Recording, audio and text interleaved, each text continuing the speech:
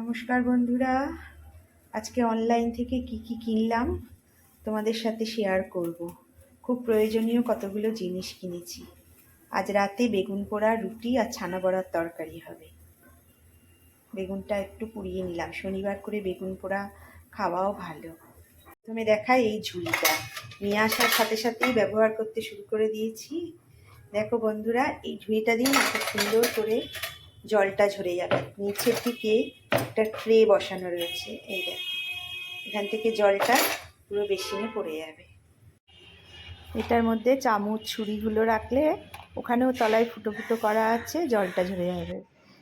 আর এখানে নিয়েছি কতগুলো ফুলের টব রাখার জন্য র্যাক।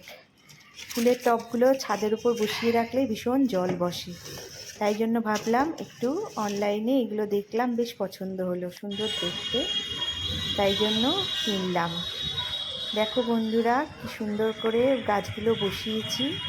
আর দেখাই তোমাদের, এই যে জল দিচ্ছি, যে জলটা পুরো দেখো ছাদে পড়ে যাচ্ছে, কোনো কিছু অসুবিধা নেই, বেশ পরিষ্কার পরিচ্ছন্নও লাগছে, দেখতেও খুব সুন্দর লাগছে।